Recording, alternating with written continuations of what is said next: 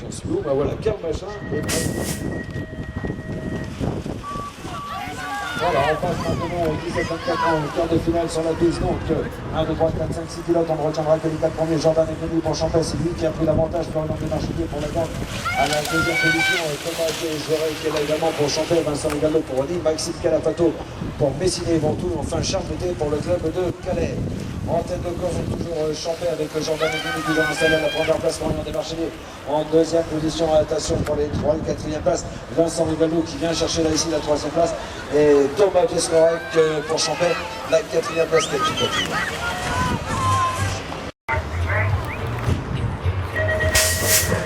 Allez, les 17-24 ans toujours pour 4 places. Rejoindre les demi-finales. Attention à la sortie du premier virage, voilà, c'était très serré. Et finalement, c'est bien Corentin Prudhomme, le pilote du Mathieu, qui a fait l'avantage par le et dans le coup également, il y a Ancelin de Lille qui est là, Kevin Anjouveau, il y a Johan Rousseau et enfin Clément Druer. Corentin Prudhomme, donc Valménix pour l'instant, toujours en tête de course, alors qu'on a passé maintenant les stades de la course, mais il maintient cette première position, alors que derrière on lui met une pression énorme, bien évidemment, on ne lâche absolument rien avec Kevin Anjouveau, notamment à la deuxième position, et Clément Druer à la 3e place pour le club de Fabien qui aussi devrait se marquer.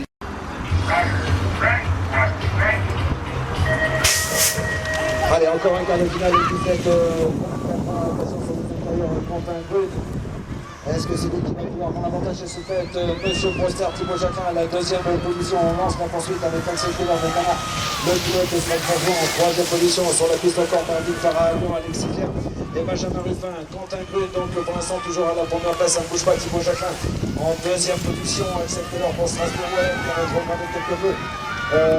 Non, finalement, toujours, si voilà, il a rétrogradé ce match, c'est bien maintenant. Donc, Benjamin Ruffin, le pilote de Pénin, qui relance la poursuite pour la 4e place. Ça va être très serré, peut-être Alexis Clerc. Nous sommes toujours avec les 17-24 ans, avec Julien Mérieux, notamment sous surpris, qui prend tout de suite l'avantage à la sortie du premier virage, alors que derrière, on retrouve Thibaut Caberto, le pilote de Conflit Clermont, en deuxième position, Mathieu Warron, il a également présent sur la piste, il y a Martin Ruffin, Paul Hulin et Hugo Martelot.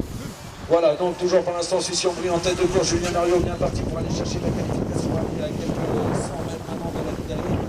Il devrait pouvoir conforter cette première position. Par contre, c'est bien revenu là pour la deuxième position avec Paul Hulin, notamment le pilote de clé, alors qu'on a chuté à l'arrière. Et je vois également donc Thibaut Caberto, le pilote de Conflit Clermont, qui lui aussi parvient à se qualifier.